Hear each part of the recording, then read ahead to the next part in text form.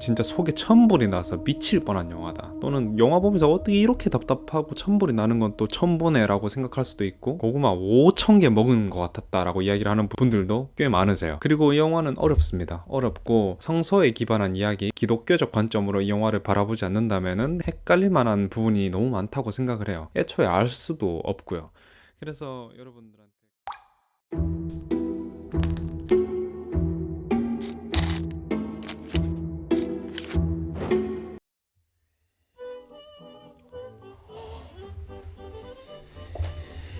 Great to know you've lived another day in the USA. Oh boy, it's grand. Everybody is somebody, yes sirree. And we've a special privilege in our glorious land. Everybody. 네, 반갑습니다. 그린 여러분들, 딥그린입니다. 이제 목요일에 이제 수능이었잖아요. 지금 오늘이 수요일이라서 내일이 수능이긴 한데, 고3 수험생분들 서로 화이팅 나누고 또 응원 나누고 하는 거를 제 댓글창에서 막 그렇게 하는 걸 봤거든요. 아, 참 옛날 생각도 나고 저도 같이 동화되는 느낌이기도 하면서, 여러분들이 제 채널에서 그렇게 서로 힘을 얻어가는 거를 보고 제가 아니더라도 여러분들끼리 서로 응원해주고 이런 거를 보면서 얼마나 또 기분이 뭉클하고 그랬는지 몰라요. 모두가 진짜 다 잘 쳤으면 좋겠고, 원하는 점수가 나와가지고 자기가 지망하는 대학교에 입학하고 또 자기가 원하는 과로 가셨으면 좋겠습니다. 당연히 저도 뭐 입시를 경험을 해본 입장에서 뭐 공부를 그렇게 잘했던 학생은 아니기 때문에 뭐 가타부타 얘기할 게 별로 없긴 하지만, 어릴 때부터 그렇게 꿈이 있다는 거, 그리고 뭔가를 전공을 하고 싶다라고 생각이 있다라는 것 자체가 대단한 거지 않을까라는 생각을 합니다. 저는 옛날에는 그렇지 않았거든요. 그러니까 내가 누군지도 몰랐고 뭐 하고 싶은 것도 딱히 없었고, 그래서 남들이 좀 좋다고 하는 거, 좋아 보이는 거 그렇게 항상 쫓고 그랬었는데, 잘 모르겠습니다. 어떤 거든 간에 여러분들 다 하나하나 잘 되셨으면 좋겠고, 결국에는 찬란한 미래를 맞을 거예요. 만약에 자기가 원하는 대학교에 갈 만한 점수가 나오지 않았다라고 하더라도 너무 낙담하지 마십시오. 그러니까 무책임하게 뭐 시험 못 치고 평소에 하던 것보다 못 나오게 됐는데 그거 보고 막 무작정 괜찮다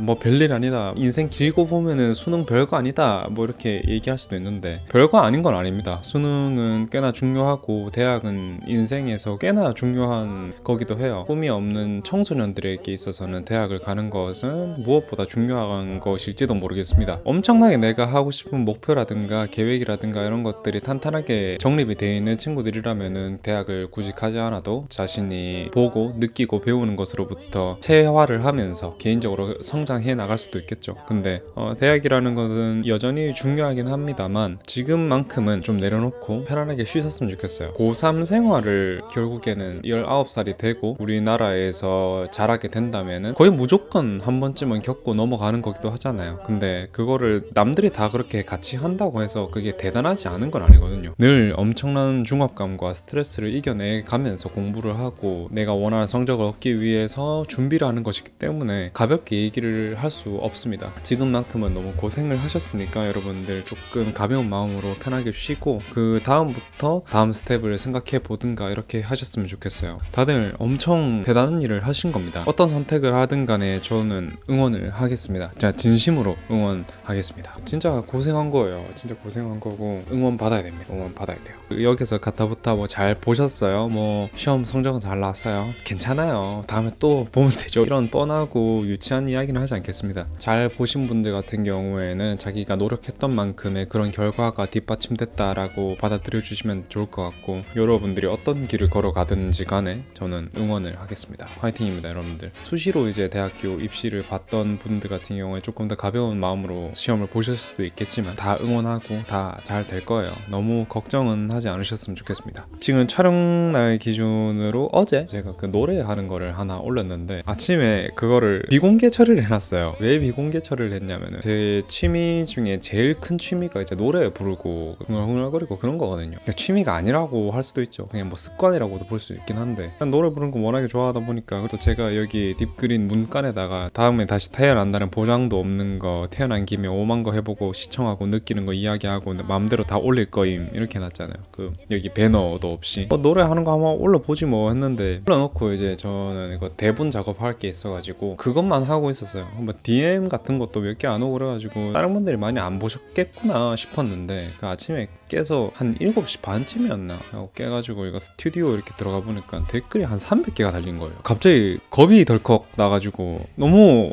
많이 봐가지고 그때 7시 반에 바로 일어나지 않고 8시쯤이야 일어나가지고 그거를 슬며시 비공개를 눌러놨거든요. 다들 대부분 칭찬해 주시고 기분 좋은 뭐 주접 댓글을 써주셨는데 제가 그거를 제가 못 견디겠더라고요. 그래서 괜히 올렸나 싶기도 하고 후회하는 건 아닌데 그냥 근데 삭제한 건 아닙니다. 삭제한 건 아니라서 다른 영상들 많이 쌓이고 나서 이번 영상 올리고 나서 또 공개로 풀어놓을 수도 있는데 하여튼 뭐 그렇습니다. 그래서 여러분들도 노래 흥얼거리는 거 좋아하시나요? 저는 진짜 노래 부르는 게 인생의 진짜 낙이에요. 제일 좋아하는 것 같아요. 노래 부르는 거를. 좋잖아요. 그래서 오늘 또 무슨 이야기들을 해볼까라고 생각을 하다가 짧게 이야기할 거 하나, 조금 길게 이야기할 거 하나 이렇게 준비를 해봤는데 그 넷플릭스 요새 들어가 보니까 유영철에 대한 이야기, 살인의 추억 그 진범이 이춘재에 대한 뭐 그런 다큐멘터리가 있는 걸 봤어요. 근데 저는 그걸 보면서 항상 너무 열받았던 게 뭐냐면은 제목에다가 레인코트 킬러 유영철 뭐 이런 식으로 해놨더라고요. 그리고 괴물의 시간 뭐 이런 식으로 좀 너무 좀 있어 보여. 이게 사이코패스라는 것, 미스터리, 범죄 이런 것들이 좀 잘 팔리는 주제다 보니까 클릭을 유도할 수 있도록 이런 식으로 좀 멋있게 명명을 하거나 또는 어떤 거대한 서사가 있어 보이는 것처럼 만들기 위해서 이런 식으로 제목을 붙이는 건 이해를 해요. 레인코트 킬러 뭐 이런 식으로 좀 멋있게 보이게 하는 그게 싫은 것 같아요. 그 사이코패스 살인마들은 그냥 변태 성욕자들이고 그러니까 지 성욕이라든지 아니면은 덜 떨어진 본능을 못 이겨가지고 성범죄를 저지르고 살인죄를 저지르고 이런 건데 좀 멋진 이름으로 또 그런 포장으로 하는 거는 안 했으면 좋겠어요. 유영철이라든가 강홍순이라든가 이런 사람들은 언론에서 자기들을 주목해주는 것 그리고 또 이런 식으로 별명을 달아주는 것에 대해서 좀 우쭐해야 하고 어깨가 막 올라가고 약간 이런 게 있다고 하더라고요. 이런 건 없어져야 된다고 생각을 해요. 저는 좀 요런 세태 자체가 좀 열받는 것 같아요. 그러니까 물론 연쇄살인이라든가 뭐 살인마들에 대한 피해 그런 범죄들을 연구를 하고 있지 않는 것 그 자체에는 굉장히 찬성을 하고 또 박수를 보내는 입장이거든요. 그래야지 이런 범죄들을 많이 막을 수 있을 거고 사람들이 이런 범죄 수법에 대해서 좀 더 많이 알아야지 피하고 그렇지 않겠습니까? 이번에 캄보디아 건도 그렇고 근데 이제 뭐 레인코트 킬러라든지 뭐 이런 식으로 명명을 해주는 거는 저는 완전히 반대한다라는 입장이에요. 이런 이야기들을 꼭 해봐야겠다는 생각을 주말에 넷플릭스 뭐 보지 이렇게 뒤지다가 우연히 보고 하게 되었습니다. 짧게 하려고 했는데 생각보다 약간 말이 길어진 것 같기도 하고요. 그 다음에 또 오늘 이야기해볼 주제 같은 경우에는 약간 뭐 사회 현상이라고 봐야 될까 이걸 뭐 어떻게 생각을 해야 될까 좀 고민을 했는데 저는 삶을 살아가는 태도 중에 가장 중요하다라고 생각하는 것 하나가 바로 자의식 과잉이라는 거거든요. 뭐 요새 그런 자기 발전을 하는 그런 유튜브라든가 거기에서 자의식 과잉에 대한 이야기라거나 자존감에 대한 이야기를 진짜 많이 하잖아요. 자의식 과잉이라는 게 쉽게 말해서 그러니까 남들이 나를 어떻게 볼까라는 그 시선에 대해서 너무 매몰되어 있는 상태를 뜻하는 거라고 보거든요. 이게 어느 정도 적당히 있으면은 자기 관리라든가 타인의 의식을 해서 자기 반성, 자기 성찰 이런 것들로 이어지고 사회적인 스킬들을 많이 길러지는데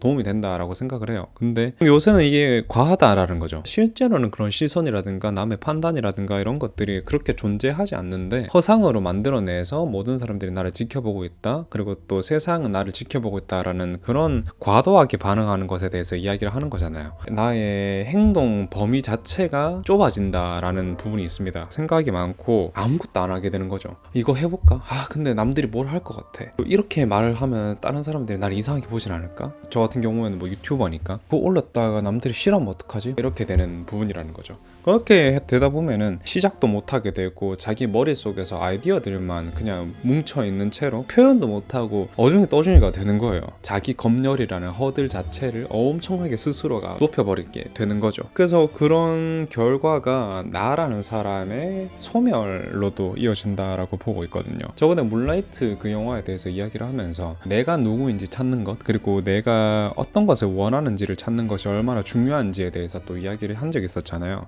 보여지는 것의 나, 이것이 실제의 나를 잡아먹게 된다라는 게 자의식 과잉의 폐해라고 볼 수 있는데, 내가 누군지 모르고 나라는 사람에 대해서 어느 정도 정의를 해놓고 생각을 해놓지 않고 있다 보면은 이상한 행동들을 계속하게 된다라는 거죠. 또 인간관계 같은 경우에도 이게 심하게 뒤틀린다거나 또는 망가진다거나 이렇게 될 수 있겠죠. 항상 연기를 하게 되고 사람들이랑 대함에 있어서 자연스러움보다는 어떤 불안감과 긴장감을 가지고 이야기를 하고 또 대화하고 있다 보니까 그들을 만나고 집에 돌아오면은 항상 이게 진이 빠져 있는 거예요. 그러다 보니까 인간관계에서 이렇게 벽이 계속 생기고 거리가 계속 생기는 거죠. 결국에는 사회적 고립으로도 이어질 수 있는 게 이 자의식 과잉이지 않을까라고 생각을 하고, 아무것도 시도를 해볼 수가 없는 거죠. 그래서 자의식 과잉이라는 이야기, 그리고 스스로를 망가뜨리는 이야기를 넘어서, 이건 개인적인 생각인데 전 그런 사람들이 악플을 자주 다는 것 같아요. 자의식 과잉이 강한 사람일수록 악플을 달 확률이 높아진다라는 건데, 항상 다른 사람들이 나를 평가하고 있고 판단을 하고 있고 지적질을 하고 쳐다보고 있다고 생각을 해요. 그렇게 생각한다는 것 자체가 자기가 남을 항상 평가질하고 손가락질하고 쳐다보고 있다라는, 거기서부터 시작을 하는 거거든요.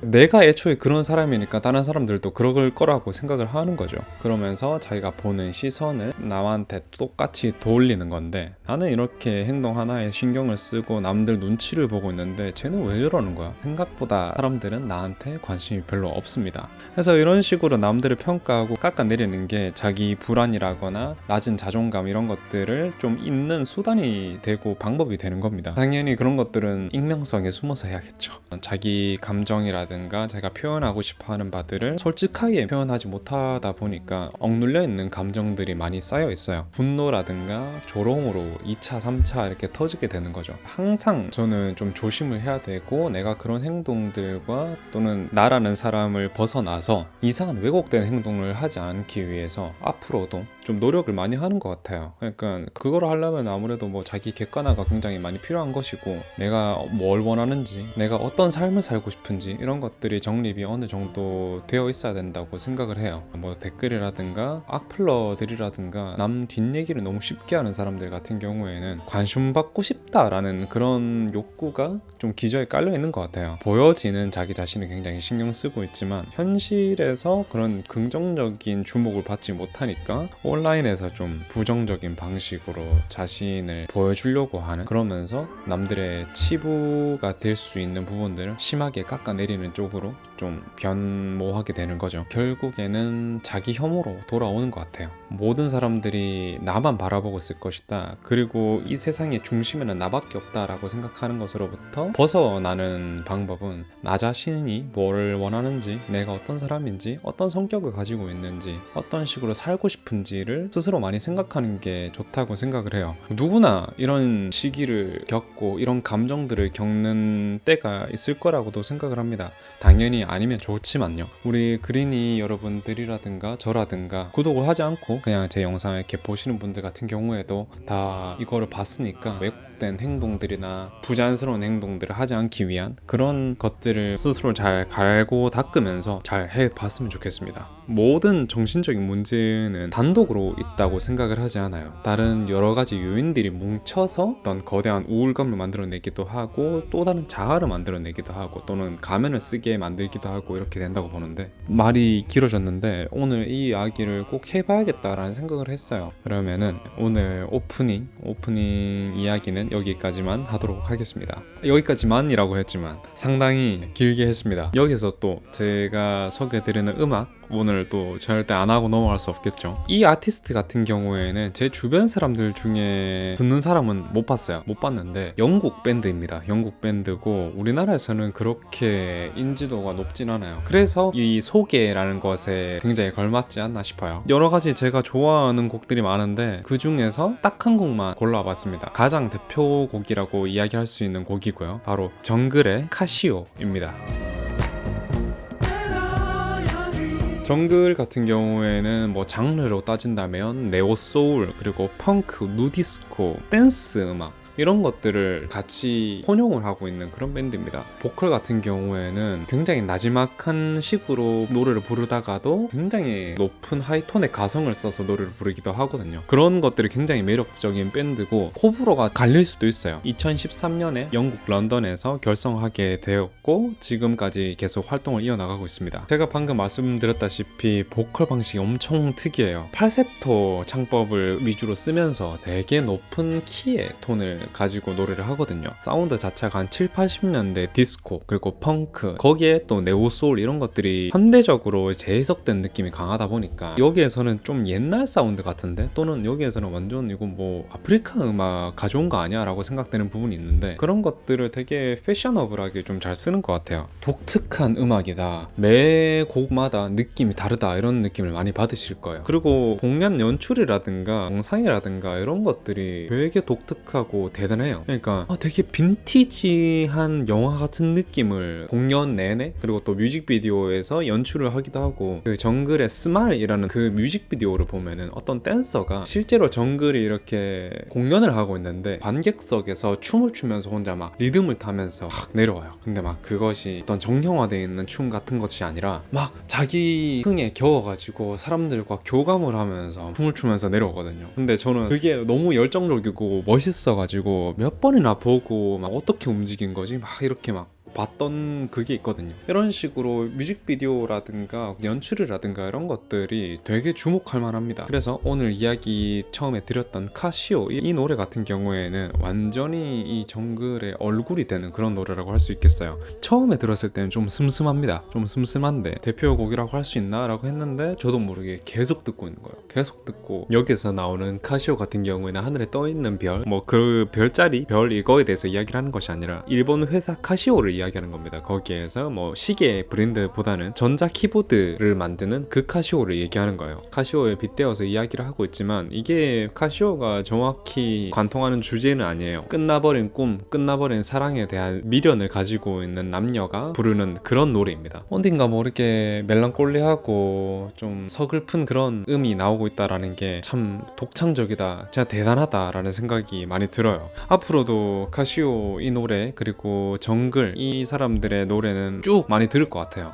그 마지막에 나온 피처링 한 여자 가수의 목소리가 처음에 저는 칼리우치스인 줄 알았어요. 칼리우치스인 줄 알았는데 알고 보니까 멜리사 영이라고 하더라고요. 목소리 톤 자체가 그 과거의 칼리우치스랑 되게 닮았다라고 생각을 했는데 아니더라고요. 여러모로 오래 들을 만한 노래라서 여러분들한테 추천을 드리고 인지도가 많이 있는 밴드는 아니다 보니까 여러분들한테 한번 소개를 드려보고 싶었어요. 또 이런 여러분들이 많이 모르는 노래에 대해서 이야기를 하는 게 그런 아티스트들에 대해서 이야기를 하는 게 바로 소개의 묘미이지 않을까라고 생각을 하고 있습니다. 사람들이 많이 모르고 있지만 그 부분에 대해서 이야기를 하는 것도 참 재밌는 거고 사람들이 익히 들어봤지만 잘 모르겠는 그런 영화들에 대해서 그런 주제에 대해서 이야기를 하는 것도 되게 즐겁거든요. 그래서 오늘 이야기해볼 영화는 끔찍하기로도 유명하고 답답하기로도 유명하고 속에 천불이 난다라고도 유명한 영화이지만 그 안에 내포되어 있는 이야기는 도대체 뭐가 뭔지 모르겠다라고 하는 그런 지점이 있는 영화를 오늘 또 소개해보고자 이렇게 가져오게 됐습니다. 바로 데런 아롭스키의 마더를 오늘 이야기해보려고 합니다. 이 영화 같은 경우에는 뭐랄까요, 기독교 신자들 입장에서 이 영화를 봤을 때 이건 지옥에서나 상영할 법한 영화다라고 이야기를 할 수도 있고 보통의 저 같은 관객들 같은 경우에는 진짜 속에 천불이 나서 미칠 뻔한 영화다, 또는 영화 보면서 어떻게 이렇게 답답하고 천불이 나는 건 또 처음 보네 라고 생각할 수도 있고 고구마 5,000개 먹은 것 같았다라고 이야기를 하는 분들도 꽤 많으세요. 그리고 이 영화는 어렵습니다. 어렵고 성서에 기반한 이야기, 기독교적 관점으로 이 영화를 바라보지 않는다면은 헷갈릴 만한 부분이 너무 많다고 생각을 해요. 애초에 알 수도 없고요. 그래서 여러분들한테 그 부분에 대해서 자세하게 해설을 해드리고 또 이런 방식으로 숨어있는 메타포 그리고 의미들을 찾아보는 그런 재미들을 함께 누려보기 위해서 한번 살펴보도록 하겠습니다. 그러면은 자세한 이야기 하기 앞서서 줄거리부터 한번 살펴보러 가보도록 하겠습니다.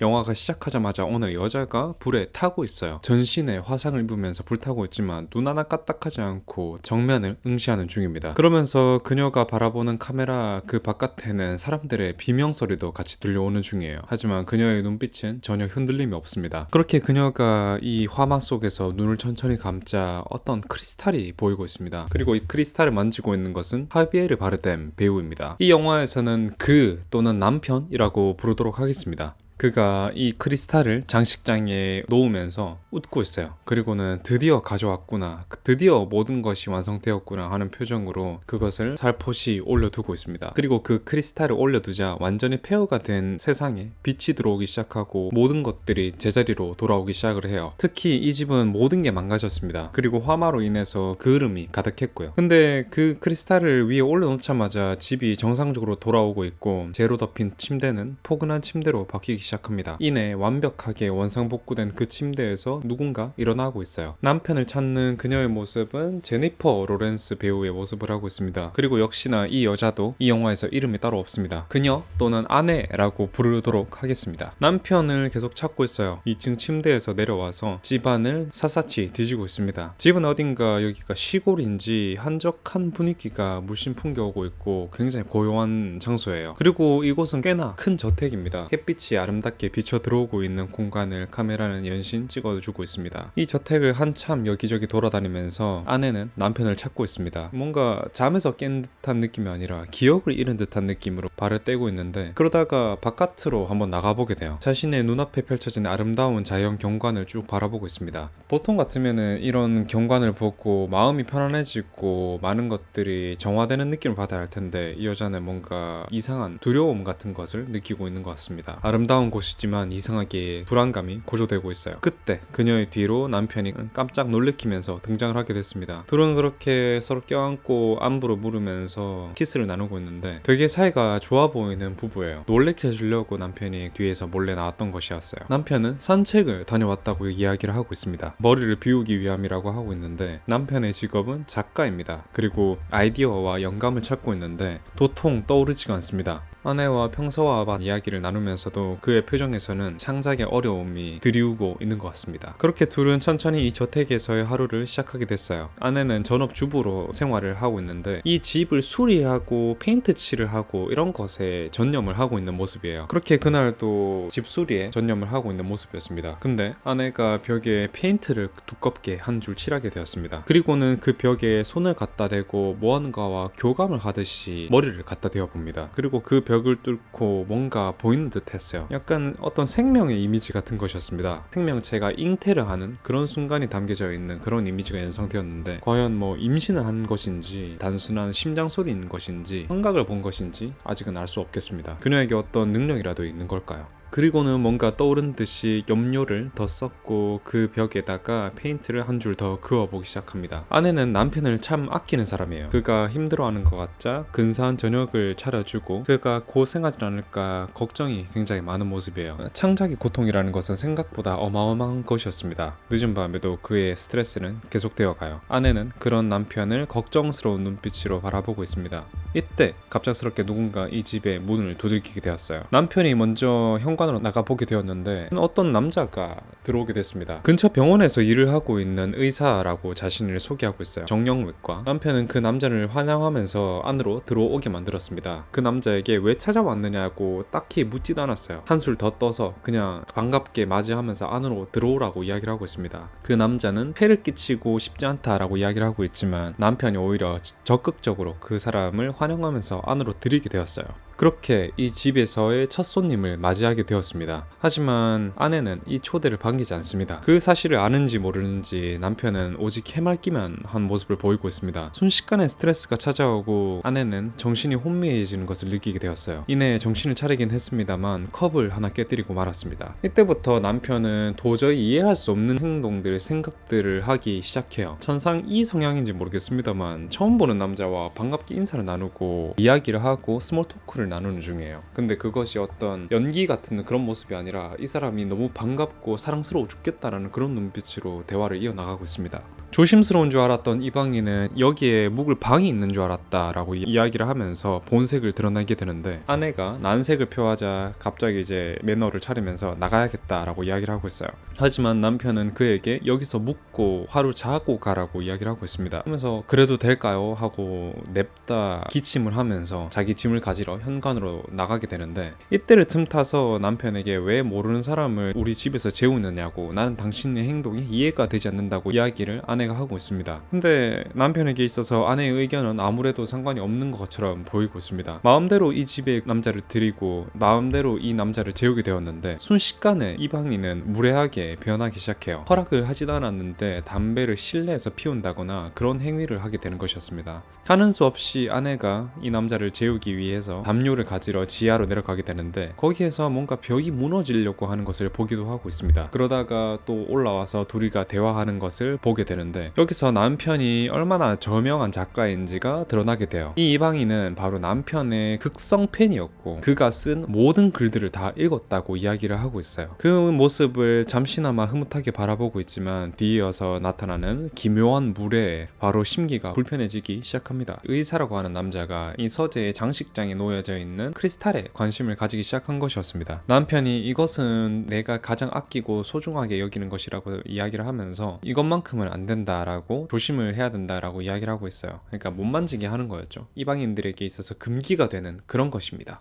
그러니까 뭐 그런 거 있지 않습니까? 그러니까 저희 집은 안 그랬는데 글 읽는 것만으로도 스트레스 받는, 명절에 사촌이나 조카가 와가지고 함부로 우리 집 물건 만지고 하는데 부모님은 그것에 대해서 뭐 별말 안 하는 거, 근데 나는 막 안절부절하고 저거 깨뜨릴까봐, 또는 제가 막 몰래 훔쳐서 집에 들고 갈까봐 노심초사하게 되는 그런 거 있잖아요. 더군다나 저희 집 같은 경우에는 제사를 직접 지내는 집이었었고, 제사를 지내는 날 같은 경우에는 제가 이름도 얼굴도 익숙하지 않은 굳은 표정의 어른들이 우리 집으로 와가지고 제사를 지내고 제사밥 먹고 그랬었거든요. 그런 뭐랄까요, 은근한 무례를 저지르는 그런 어른들과 익숙하지 않은 얼굴들을 하고 있는 친척들, 그리고 그들의 입에서 나오는 선을 넘을까 말까 하는 그런 긴장되는 언어 같은 거, 그런 것들이 이 영화 전반에 깔려 있어요. 아무튼 돌아가서 아내는 이 손님을 극도로 경계하고, 남편은 진짜 남편이라도 된 것처럼 이방인을 더 감싸고 돌고 아내를 무한하게 만들고 있습니다. 그리고 이 집에서 이상한 현상들마저 하나 둘 생겨나고 있어요. 순식간에 스트레스를 받으면서 아내는 자다 일어나가지고 진정제를 먹고 다시 잠을 청하기도 하는 등 그런 행동을 보이고 있습니다. 그렇게 이 집에서의 첫째 날이 밝게 되었습니다. 아내는 여전히 심기가 불편한데 남편이 너무나도 흥분해 있어요. 자신의 시를 좋아해주는 사람들을 만나면 너무나도 행복하고 기분이 좋다라고 아내에게 이야기를 하고 있는데, 그 말이 기묘하게 좀 불편합니다. 그 누구보다 그를 지지해주고 그의 그를 사랑해주는 건 아내였는데 그런 이야기를 하는 게 이상하다는 말입니다. 어제 온 손님도 잠에서 깨서 아내에게 인사를 건네고 있어요. 그렇게 아침을 보내나 하고 있을 때 누가 또 초인종을 누르게 되었습니다. 바로 어제 온 남자의 아내가 이 집에 찾아오게 된 것이었습니다. 얼굴도 좀 빡세게 생겼습니다. 성깔 굉장히 있어 보이는 그런 비주얼을 하고 있는데 역시납니다. 매우 뻔뻔하게 인사를 나누고, 그녀의 의사 남편은 또 담배를 꼬나문 채로 자신의 아내를 반기고 있어요. 진짜 극혐이네요. 그리고는 제외의 키스를 집주인 앞에서 이 현관 앞에 가지고 찐하게 하고 있습니다. 둘은 이제 결국에 이 집으로 같이 들어오게 됐는데 바로 한 끼 식사를 만들어 먹고 있어요. 집주인 앞에서 자꾸 딥키스를 하고 막 별짓을 다 하고 있는데, 이거는 아무래도 뭐 집주인들을 개무시하는 행위죠. 얘기를 하다가 알아낸 정보로는 이 부부에게는 2명의 아들이 있다고 합니다. 그리고는 집주인 부부에게 이렇게 질문하게 되는 거죠. 아이가 있냐? 이렇게 말입니다.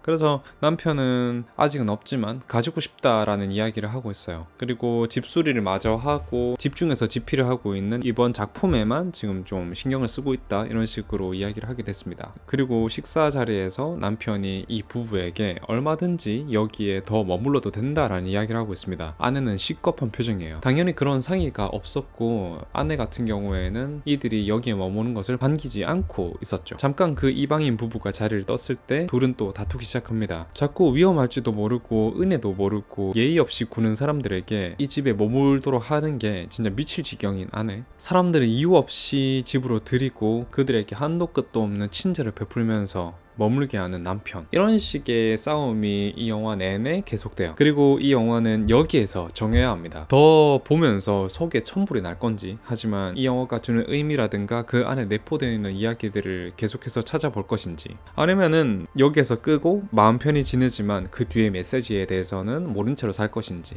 여기에서 이 영화는 선택을 해야 된다고 생각을 합니다. 그리고 당연히 저는 전자를 선택하게 되었고요. 그리고 이 영화는 그런 플롯이 가면 갈수록 더 심해지게 돼요. 제 말을 반증하는 장면이 바로 뒤이어서 나오게 됩니다. 집수리에 전념을 하고 있는 아내에게 의사 부부의 아내가 찾아와서 왜 이딴 집을 수리하고 앉았느냐, 부수고 다시 짓지라고 그렇게 얘기를 하고 있어요. 남들이 중요하게 생각하는 가치에 대해서 판단을 하고 있는 그런 이야기를 하고 있는 것입니다. 그리고는 한마디 더 얹게 되는데, 젊음이라는 것이 영원하지 않은데 애가 없는 삶이라는 것은 껍데기일 뿐이다 라고 이야기를 하면서 아내의 속을 긁고 뒤집고 있습니다. 집주인 부부의 아내는 아이를 가지고 싶었을지도 모르겠습니다. 하지만 남편이 하고 있는 일들을 굉장히 존중을 하고 있고 남편을 사랑하고 이 집을 사랑하기에 자신의 뜻대로만 행동을 하지 않는 그런 것이었습니다. 그런 속을 아는지 모르는지 남편을 사랑하고 아끼는 아내를 무시하고 깔보고 있습니다. 두 남자가 하이킹을 하러 잠시 나간 이 집에서 의사 아내의 무례는 진짜 극에 극을 달리게 됩니다. 그 모든 무례를 견뎌내고 있는데 하이킹을 다녀온 남편과 의사 남자가 돌아오게 되었어요. 그 의사의 상태는 굉장히 나빠 보이고 있습니다. 어딘가 병에라도 걸린 듯한 그런 모습을 보이고 있는데 자신의 남편을 진정시키기 위해서 어딘가로 데려가게 되었어요. 그들이 잠시 사라진 틈을 타서 집주인 아내가 남편의 이야기를 합니다. 저들이 당신 광팬이라서 일부러 여기 온 거라고, 쫓아내라, 이렇게 얘기를 하고 있어요. 근데 남편은 또 이렇게 이야기를 합니다. 저 남자 지금 죽어가고 있고 살 날이 얼마 남지 않았다. 마지막으로 날 만나러 이 여정을 떠나오게 된 것이다 라고 또 아내의 마음을 흔들어 놓는 그런 이야기를 하고 있습니다. 도무지 어쩔 수 없는 그런 상황들, 그리고 또 면죄부들을 계속 만들어줘요. 그리고 이 이야기에 감화되어서 눈빛이 흔들리는 아내의 표정을 비추고 있을 때 갑자기 뭐 깨지는 소리가 들려오게 됩니다. 또 뭐 깨뜨렸나 하고 뛰어서 올라가 보니까 이 부부가 영화 초반에 나왔던 그 크리스탈을 기어코 깨뜨리고 말았습니다. 어쩔 줄 몰라 하고 미안하다고 이야기를 하고 있지만 남편은 이 영화에서 처음으로 극대노를 하게 되었습니다. 그 의사 부부는 방에서 쫓겨나게 되었고 크리스탈 파편을 혼자 더듬더듬 주우면서 이 모든 것을 수습해보고자 하고 있습니다. 남편은 그것들을 수습하다가 그 파편들을 손으로 꽉 쥐면서 분에 못 이겨 자해를 하고 있는 그런 모습까지 보이고 있어요. 그 사실조차 모르고 또는 관심이 없는 것인지 그 의사 부부는 옆방에서 그 세를 못 참고 성교를 하고 있습니다. 그 광경을 심지어 아내에게 들키기까지 하고 있지만 오히려 도발적인 눈빛을 던질 뿐이었습니다. 어느새 진정을 한 남편은 방 밖으로 나오게 되었어요. 근데 갑자기 손잡이를 부러뜨리고 그 방 안에 사람이 아예 못 들어가도록 판자로 가림막을 치고 못질을 해버리게 되었습니다. 그렇습니다. 그는 그렇다고 해서도 이 손님들을 쫓을 생각이 아니었던 것이었습니다. 결국 참다 못한 아내가 직접 나가라고 이 사람들에게 이야기를 해도 이야기를 들어 처먹질 않아요. 이 혼란함에 휩싸여서 당황을 하고 있을 때 또 누군가 이 집에 찾아오게 되었습니다. 그 사람은 바로 의사부부의 아들이었습니다. 그것도 막내 아들. 그의 엄마가 와서 이 아들과 대화를 하고 있어요. 근데 자기 형이 유서를 찾아냈다라고 이야기를 하면서 큰일 났다고, 그놈이 쫓아오고 있다라고 이야기를 하고 있어요. 그 유서인 즉슨 모든 유산을 동생에게 상속한다라는 그런 것이었습니다. 그리고 뒤이어서 극대노 상태인 형이 이 집에 도착을 하게 되었습니다. 부모의 유산을 동생이 독점을 하고 아버지가 죽는다는 것을 숨긴 걸 알아채고 엄청난 화에 휩싸여서 동생 뒤이어서 찾아와가지고 난동을 피워 되게 됐어요. 결국 이성을 잃어서 몸싸움까지 벌이게 되었고 동생을 격투 끝에 살해를 하게 되었습니다. 여기서 모든 해석점들이 의심에서 확신으로 바뀌게 돼요. 이 모든 것들은 단순한 암덩어리 침입극, 표현실주의 작품 그런 것이 아니라 철저히 성서에 기반한 이야기라는 것을 우리는 알 수 있게 됐습니다. 이 집의 신이자 주인인 부부를 무시하고 그들을 끊임없이 기망하는 아담과 하와, 그리고 그들이 낳은 자식인 카인과 아벨, 신의 재물을 오직 동생만이 받자 극대노한 카인, 형이 동생을 살해하는 것까지 똑같다라는 것을 우리는 볼 수 있게 됐습니다. 동생의 장례를 치르기 위함인지 구조를 하기 위함인지 의식이 없는 동생을 데리고 아내를 제외한 모두가 이 집에서 나가게 되었어요. 그리고 아내는 이 집에 혼자 남게 되었습니다. 의사 부부의 아들이 흘린 혈흔을 닦고 집을 정리 중에 있어요. 온통 낙담이 그녀의 얼굴에 가득하게 되었습니다. 그러다가 지쳐서 벽에 머리를 기대고 있을 때 뭔가 또 생명이 잉태하는 것을 느끼게 되었습니다. 하나 정상적인 게 없고 이 집에서는 이상 현상들이 계속 생겨나고 있어요. 그리고 뭔가 이상한 낌새가 들어서 혈흔이 묻어있는 그 마룻바닥을 다시 찾아가게 되었는데 이미 이 피가 스며들어 있는 바닥은 닦아냈음에도 불구하고 그 피로 인해서 젖어서 썩어버려 무너져 버렸고 그 아래 지하실까지 한 피가 떨어지게 되었습니다. 지하실로 황급하게 내려가 보자 그곳에는 두꺼비가 돌아다니고 군데군데 짙은 색의 피가 칠해져 있습니다. 그렇게 공포에 휩싸이고 있을 때 남편이 타이밍 좋게 이 집으로 돌아오게 되었어요. 온몸에 피를 묻힌 채로 집으로 혼자 돌아왔고 안도를 하면서 잠을 청하게 되었습니다. 힘겹고 긴 하루가 겨우 끝나가는가 했을 때 또 이 새벽에 누군가 찾아오게 됐습니다. 영영 간 줄만 알았던 인간들이 다시 돌아오게 된 것이었습니다. 장례를 이 안에서 치르는 것인지 뭔 인간들이 거실에 한 자리씩 자리 잡고 앉아가지고 추도사를 읊고 애도를 하고 그러고 있습니다. 여기서부터 이제 머리가 많이 아파지기 시작해요. 의사 부부는 자신들의 아들이 떠난 것에 슬픔을 표하고 있고 추도객들이 끊임없이 밀려 들어오게 됐어요. 이제 아내의 의중은 전혀 상관없게 되기 시작합니다. 끊임없이 밀려온다라는 게 그냥 좀 많은 사람들이 온다라는 그런 수준이 아니라 진짜 끝도 없이 계속 들어오고 어디 시장통으로 변하게 된다라는 것이었죠. 갓 고정을 시켜놓은 세면대 위에 이 손님들이 제멋대로 올라가서 걸터 앉아 있고 개떼같이 몰려 들어와서 이 집을 헤집어 놓고 그런 행동들을 비추고 있습니다. 그리고 의사 부부는 이제 자기들이 이 집의 주인인 양 행세를 하고 있어요. 아내에게 옷이나 제대로 좀 갖춰 입어라, 당신이 내 마음을 알아? 이런 식으로 지적들이나 하고 사람 취급도 안 하고 있는 그런 모습을 보이고 있습니다. 그 의사 부부뿐만 아니었습니다. 이 집을 제 멋대로 페인트 칠을 하고 있는 그런 사람이 있질 않나 머리가 너무 아픈데 남편은 그저 사람들을 포용하고 그들의 이야기를 듣고 웃고 떠들고만 앉아 있습니다. 어떻게 이런 일이 있을 수 있을까요? 결국엔 큰일이 하나 터지게 되었습니다. 어떤 남자가 아내를 희롱하고 있는데 그 동시에 올라가지 말라고 하던 세면대에 막 올라가서 뭐 튼튼한데요? 하면서 막 들썩들썩거리고 있어요. 그렇게 막 나대다가 결국에는 이 세면대가 박살이 나고 온 집에서 물이 동시에 터져 나오게 됐습니다. 대폭발한 아내가 사자우를 한 차례 펼치면서 이 사람들이 모두 쫓아버리게 되었습니다. 마치 노아의 방주에 한 차례 쓸려 나간 듯이 인간들이 이 집에서 쫓겨나게 되었습니다. 그리고 부부 둘만 남은 이 집에서 이 둘은 부부싸움을 하게 되었습니다. 남자는 이 집에 생명을 불어넣고 싶다라는 이야기를 하고 아내는 나는 버림받았다라고 이야기를 하면서 크게 다투게 되었어요. 결국 회피하고 있던 문제인 아이를 가지는 것에 대해서도 이야기를 하게 되었는데 오기가 생긴 남편이 아내를 덮쳐오면서 간만에 둘이 뜨거운 밤을 보내게 되었습니다. 그렇게 같은 침대에서 다음날 눈을 뜨게 되었어요. 그리고 눈을 뜨자마자 아내는 눈치챘습니다. 자신이 임신을 했다라는 것을요. 그 사실을 남편과 함께 나누고 행복한 미소를 짓다가 이런 행복하고 축복받은 일에 남편이 어떤 영감이 떠올랐는지 한참 적지 못했던 글을 다시 집필할 수 있게 되었습니다. 엄청난 영감이 떠올라서 쉬지 않고 빠르게 써져 내려가고 있는 그런 모습을 보이고 있습니다. 아마 이것이 성경일까요? 그렇게 꽤 긴 시간이 지나갔습니다. 아내의 배는 대단히 불러오게 되었고 그때 있었던 일로부터 자유로워진 모습이에요. 아내가 아이의 태동을 느끼고 기쁨을 나누고자 할 때 남편도 이번 작품의 집필을 마침내서야 끝내게 되었습니다. 이 글을 느끼고 또 그 아름다움에 감화돼서 눈물을 아내가 같이 흘리고 있어요.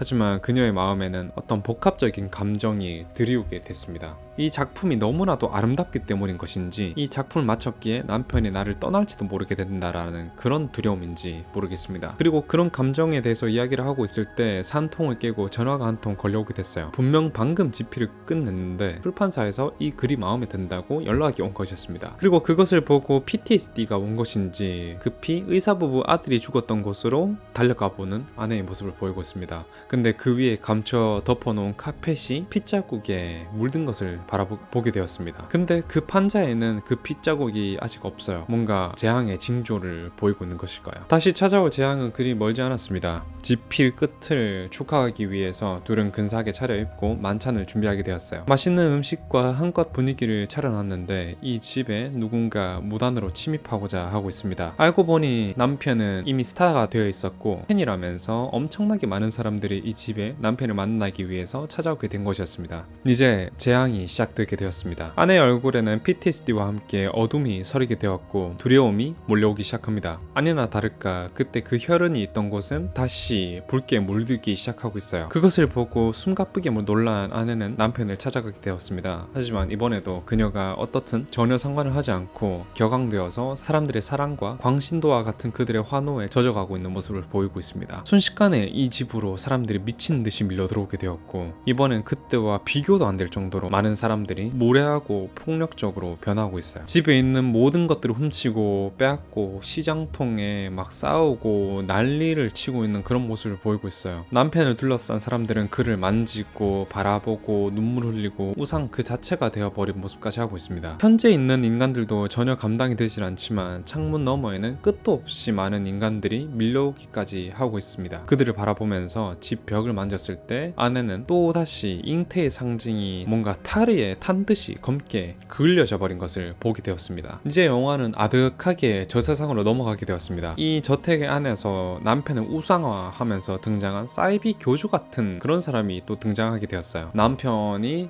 이제는 완전히 종교 그 자체가 되어버린 것이었죠. 사람들의 전쟁과 혼돈, 카오스 그리고 소돔을 암시하는 것인지 서로 격투를 하고 난교를 펼치기도 하고 있고요. 문화유산에 낙서를 하고 도구를 하듯이 이것저것을 약탈하고 부수고 있는 사람들 등 이 집은 완전히 붕괴되고 디스토피아, 절망의 세계를 보이고 있습니다. 집안 곳곳에는 전쟁과 시위대들이 서로 격투를 벌이고 있고 진짜 바라만 보고 있어도 토 나오는 그런 형상들이 드리우고 있을 때 그녀의 산통이 시작되게 되었습니다. 이 미친 광경을 뚫고 이리저리 치이고 있을 때 어떤 민간인 학살의 장면까지 목격을 하게 되었습니다. 제노사이드까지 벌어지고 있는 그런 장면들, 특공대 세력이 이곳을 뚫고 갑자기 들어와서 완전히 모두를 절멸시키는 모습까지 보이고 있는데 무슨 핵전쟁 그리고 제3차 대전이 벌어진 직후라도 보게 되는 것인지 이 집에는 순식간에 재와 죽은 시체들만이 널려있게 되었어요. 그 시체들 사이에 널브러져 있는 아내를 돌보기 위해서 남편이 깜짝스럽게 등장하게 되었습니다. 그리고는 이 저택 안에서 어떤 안전지대를 찾기 위해서 집 안에서의 여정을 시작하게 되었는데 이 집 안에는 난민들만이 남게 되었고 이 수없이 많은 거렁뱅이들은 다시금 주인공 부부를 둘러싸고 붙잡고 늘어지기 시작해요. 하지만 위층을 미리 점거한 친부부 세력이라고 해야 될까요? 그 사람들이 이 둘을 도와주게 되었고 주인공 부부는 혼란 끝에 안전지대로 도착할 수 있게 되었습니다. 마침내 들어오게 된 안전지대에서 힘겨운 사투 끝에 아이를 출산하게 되었습니다. 이 천신만고 끝에 아이를 안게 된 아내였지만 안심하기는 아직 이릅니다. 갑자기 어색할 정도로 조용해진 바깥 상황에 이질감을 느끼고 있을 때 남편이 조심스럽게 문을 열고 나가보게 되었어요. 막상 나가니까 바깥은 고요했고 사람들이 놓고 간 아이 용품, 담요 같은 것들이 놓여져 있습니다. 마치 재물처럼 말입니다. 그들 중에서도 이 부부를 도와주려고 하는 자들이 있는 것인지 선물을 두고 간 것이었어요. 아내는 뭔가 꺼림칙해 하지만 어쩔 수 없기 때문에 그것들을 이용하긴 하고 있습니다. 남편도 그 와중에 신이 난 모습을 하고 있고요. 남편도 아이를 안아보고 싶어 해요. 하지만 아내는 이제 남편을 믿지 않습니다. 심지어 남편은 이 아이를 자신이 안고 예뻐하고 그런 행동을 하려고 하는 것이 아니라 이 아이를 데리고 나가서 사람들에게 또 보여주고 싶어하는 그런 생각을 하고 있어요. 당연히 아내는 이 아이만큼은 절대 뺏길 수 없겠죠. 하지만 남편은 마치 이 아이를 노리는 맹수인 것처럼 의자를 당겨와서 그녀의 앞에서 앉아가지고 지그시 바라보고 있습니다. 아내는 이런 모든 상황들을 겪고 출산까지 해냈기 때문에 몸이 찢어질 듯한 피곤이 몰려오게 돼요. 이따금씩 눈이 감기게 됐지만 의지력을 최대한으로 끌어올려 잠에 들지 않기 위해서 노력을 하고 있습니다. 하지만 결국 찰나의 순간에 졸음에 빠지게 되었습니다. 순식간이었지만 눈을 떴을 때 아이는 사라지고 없습니다. 바로 남편이 아이를 데리고 나간 것이었어요. 황급히 남편을 따라 아이를 되찾기 위해서 쫓아가지만 이미 남편의 손을 떠나서 인간들의 손에 부부의 아들은 이리저리 유린을 당하고 있습니다. 아기는 두려움에 오줌을 허공에 뿌려대면서 사람들의 손에 이끌려가게 되는데 마치 파도와 같은 그 손에 휩쓸려가던 와중에 아이의 몸이 뚝 하고 꺾이게 되었습니다. 일순간 이 공간에 있는 모든 사람들이 굳어버리게 되었지만 어머니는 끝없이 앞으로 향하게 되었습니다. 어머니는 절규를 하고 분노의 극을 달리고 있습니다. 그리고 그 앞에 교주 같은 자가 나와서는 그는 죽지 않았습니다. 그의 음성이 아직도 크고 강한 목소리로 말을 하고 있습니다 라고 이야기를 해요. 뭔 이상한 소리를 하고 있는 그 교주를 제쳐내고 마침내 아이를 마주하게 되었습니다. 하지만 모든 건 늦었습니다. 아이는 형체를 알아볼 수 없을 정도로 내장과 몸이 다 파져 있는 끔찍한 사체의 모습을 하고 있던 것이었습니다. 이 끔찍한 잔해 뒤로 서 있는 사람들은 저마다 한 조각씩 이 아기의 신체를 들고 피를 묻히면서 먹고 있습니다. 이 더러운 인간들에게 아들의 살점 하나라도 뺏길 수 없었던 어머니는 살점들을 뺏어내다가 바닥에 놓인 날카로운 유리 조각을 들어서 보이는 사람들의 촉촉이 찌르고 난도질하기 시작해요. 하지만 교주에게 그 손이 붙잡히게 되었고 사람들에게 집단 린치를 당하기 시작합니다. 이때 린치를 뚫고 남편이 재등장하게 되었습니다. 그녀를 구해주고 다시금 품에 안아주는데 분노와 슬픔을 남편에게 토해내고 있어요. 이 남편 이건 정신을 아직 못 차렸습니다. 이 일로 많은 것들이 달라질 수 있다. 저들을 용서할 방법을 찾아야 된다라고 헛소리를 하게 되는데 아내는 당신은 미쳤다라고 이야기를 하면서 싫어라고 사자우를 한 차례 갈기게 되었어요. 그 사자우에 땅이 갈라지고 사물들이 무너지고 있습니다. 그리고는 남편에게 꺼지라고 이야기를 하고는 사람들을 비집고 어디론가 향하고 있어요. 자신이 몰래 치워놓은 의사의 라이터를 주워들고 지하실로 향하게 되었던 것이었습니다. 집 보일러를 데우는 기름통을 쇠렌치로 내리쳐서 석유가 꿀렁꿀렁 나오게 되었어요. 그녀를 뒤쫓아온 남편은 제발 하지 말라고 막 애원을 하고 있습니다만 이제 아내를 막을 수 있는 건 없습니다. 난 당신에게 모든 것을 다 줬는데 당신은 날 사랑하지 않았어 라고 이야기를 하고는 라이터를 켜서 그 기름에 던지게 되었습니다. 어마어마한 화마가 이 집을 감싸버렸고 이 집에 남아있는 모두가 소각되었습니다. 그 모습을 분노와 확신에 찬 눈빛으로 바라보면서 아내는 스스로도 산화되어가고 있습니다. 결국 불이 잠잠해지고 모든 것이 이 화마에 삼켜졌나 라고 생각할 때쯤 남편이 등장했습니다. 근데 이상하게도 남편의 모습은 멀쩡한 모습 그 자체예요. 천천히 어딘가로 걸어가고 있는데 그의 손에는 아내가 들려 있습니다. 아내가 남편에게 질문합니다. 당신은 누구입니까? 나는 스스로 존재하는 자. 그리고 당신은 집. 우리는 어디로 가는 걸까요? 태초로. 세상에 완전한 건 없고 그래서 내가 창조할 수 있는 것이고 바로 내가 창조하는 것이지. 나는 처음부터 다시 시작해야 돼 라고 이야기를 하고 있습니다. 그냥 나를 보내달라고 이야기를 하고 있지만 마지막으로 당신의 사랑이 필요하다고 그리고 그것을 가져가겠다라고 이야기를 하고 있습니다. 그녀의 사랑이 필요하다라고 이야기를 하는 것을 보아하니 아내의 심장이 필요했던 것 같습니다. 결국 아내는 더 이상 저항할 힘이 없었습니다. 가져가도록 허락을 하게 되었던 것이죠. 남편은 고통스러워하면서 그녀의 가슴을 후벼 파서 열어 제끼고 그 심장을 꺼내가게 되었습니다. 그 심장을 꺼내자 아내는 사망을 하게 되면서 한 줌의 재가 되어버렸고 꺼낸 심장 역시 서서히 타버린 재가 되어버리게 되었어요. 그리고 그것에 힘을 꽉 줘서 재를 털어내자 영롱한 크리스탈만이 남게 되었습니다. 그리고 이것은 우리가 영화 초반에서 본 적이 있었습니다. 그 크리스탈을 원래 있던 장식장에다가 올려놓게 되는데 첫 장면에서 봤던 것과 비슷한 기괴한 웃음을 함께 터뜨리고 있어요. 붕괴되어 버리고 재만이 가득한 이 집이 원상복구가 되기 시작하고 폐허가 된 침대에서는 다른 얼굴을 하고 있는 아내가 눈을 뜨게 되었습니다. 모든 이야기는 시작으로 돌아왔습니다. 그리고 아내가 이렇게 이야기를 합니다. 여보?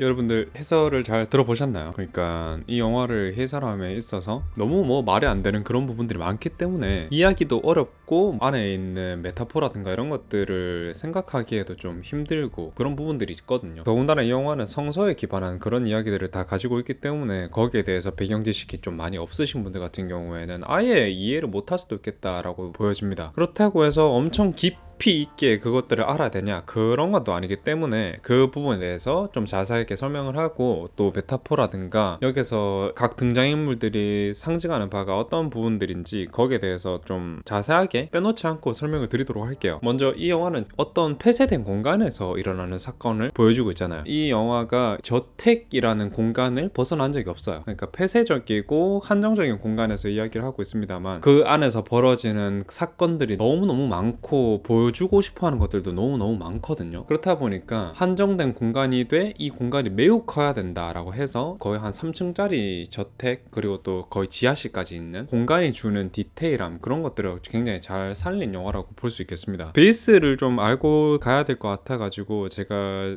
평소와 좀 다르게 줄거리 중간중간에 이것이 무언가를 나타내는 것일지도 모르겠다 이렇게 말씀을 드린 바 있었잖아요. 성서에 나왔던 이야기들 그리고 거기에 있는 내용들을 조금이라도 알고 겉핥기식으로라도 알면은 이해할 수 있는 부분들이 많아요. 먼저 이 영화에서 나왔던 그 부부 중에 남편은 바로 절대적인 신이라고 이야기를 할 수 있겠고, 아내로 나왔던 제니퍼 로렌스 같은 경우에는 가이아 또는 성모라고 이야기를 할 수 있겠습니다. 그리고 집을 수리한다는 것 자체가 이곳이 바로 그들의 터전 또는 지구라고도 이야기를 할 수 있겠죠. 가이아라는 자연을 관장하는 신에게 있어서 집이라는 것은, 또 지구라는 것은 소중한 것이고 진정한 터전이라는 의미와 지켜나가야 할 가치가 있는 것으로 받아들여집니다. 근데 여기에 침입해 들어오는 인간의 형태를 한 해충들은 자기 입맛대로 모든 것을 바꾸려고 하고, 신이 주려고 하는 의미들을 왜곡하기도 하고 파괴하고 부수려고 하고 있어요. 거기에서 첫 등장을 하게 되는 부부 같은 경우에는 다른 사람이 아닌 아담과 하와의 상징을 하고 있기도 하고, 아담과 하와가 낳았던 카인과 아벨, 그리고 이 부부가 낳았던 두 아들 같은 경우에도 똑같은 구조를 하고 있어요. 신의 재물을 아벨만 받자 카인이 거기에 대해서 굉장히 질투를 해가지고 자기 동생을 죽이는 것, 그리고 부모 유산을 동생만 받게 되자 그의 분노에서 동생을 죽여버리게 되는 것, 그리고 그것이 지구에서 벌어진 첫 살인사건 또는 범죄 행위였다라고 하는 것을 보면, 첫 등장을 했던 이방인 부부, 그들이 얼마나 중요한 메타포인지 또 알 수 있겠습니다. 그 뒤로 일어나는 사이비 교주 같은 경우에는 교황의 모습을 하고 있을 수도 있고, 세계 2차 대전이나 1차 대전에서 벌어졌던 학살, 제노사이드, 환락이 가득한 소돔과 같은 그런 파티들, 이런 것들이 영화 내내 계속 좀 지루하다 싶을 정도로 많이 나오고 있거든요. 그래서 이런 메타포들을 좀 알고 거기에 대해서 자세하게 이야기를 해볼 건데, 이 영화의 플롯은 신과 가이아의 간접적인 대립이라고도 볼 수 있겠습니다. 그리고 그들 사이에는 그들의 자식, 필멸자인 인간들이 껴 있습니다. 신은 자신의 자식들을 지키고자 하고, 가이아인 아내는 이 집 그리고 이 땅, 지구 표면에 붙어 살고 있는 해충 같은 존재인 인간들을 없애고 배척하고자 하고 있습니다. 단순한 성서의 어떤 재해석 같은 것이 아니라 신과 가이아의 대립 관계 속에서 인간의 오만함을 고발하고 그들의 행동과 그들의 실수가 끊임없이 반복되어 가고 있다라는 것을 고발하고 있는 일종의 신화극이라고 이야기를 하는 게 맞을 것 같아요. 하비에르 바르뎀 신입니다. 끝없는 창조와 찬양을 갈망하는 존재이기도 하고요. 이 집에 생명을 불어넣고자 하는 사람입니다. 그렇다 보니까 자신들을 추앙하는 새로운 인간들 그리고 신도들을 받아들이고 그들이 보내주는 찬사와 찬미를 통해서 자신을 정당화하려고 하고 있는 모습을 보이고 있어요. 자신의 창조 그리고 또 끝없는 보살핌, 이런 것들로 인해서 인간의 이기심과 오만함이 가중되어 가이아가 훼손되어도 신경을 쓰지 않습니다. 말로는 너도 사랑해 라고 이야기를 하고 있지만, 그에게 가장 중요한 것은 자신만 바라봐 주고 있는 인간들이 보내는 찬양이 가장 중요한 것이었죠. 거기에 더불어서 표면적으로 드러나는 부분은 이 사람이 작가잖아요. 그렇다 보니까 자신의 작품들이 비로소 빛을 발하게 되었을 때 받는 그런 스포트라이트라든가 이런 것들에 정신이 팔려서 가까운 사람을 보살피지 못하게 되는 그런 부분을 또 이야기하고 있는 것 같아요. 그 다음은 가이아, 제니퍼 로렌스입니다. 진짜 주인공이에요. 그리고 모든 사건들은 가이아의 시선을 따라가고 있습니다. 바로 진정한 마더 또는 성모가 되는 사람이기도 하고요. 모든 것을 품고 생명을 주는 존재입니다. 그것이 바로 어머니죠. 하지만 그럼에도 불구하고 인간들이 끊임없이 밀려오고 그들이 이 지구라는 터전에서 폭력과 약탈, 방화 이런 것들이 일삼게 되는데, 시간이 지나면 지날수록 상황이 나아지는 것이 아니라 더 심해지고 고통스럽게만 하게 돼요. 결국에는 스스로 모든 것들을 불태워서 정화해버리는 것을 선택하게 됩니다. 지구의 자기 면역적인 반응이라고 봐야 될까요? 뭐 그런 설이 있잖아요. 인간들이 너무 훼손을 하고 이렇게 되다 보니까 지구 스스로가 이게 살아있는 생명체다 해가지고 이 인간들을 쫓아내기 위해서 발악을 하게 되는 그런 부분을 이야기하는 겁니다. 자연의 복수라고도 볼 수 있는 거고요. 허리케인이라든가 태풍 이런 것들 말입니다. 모성이라는 것의 한계점을 보여주기도 하고 그런 것이죠. 그 다음은 무례한 필멸자들입니다. 바로 인간이죠. 신의 사랑을 앞다투어 받기 위해서 난리를 치고 있지만 정작 자신들이 훼손하고 있는 지구, 가이아,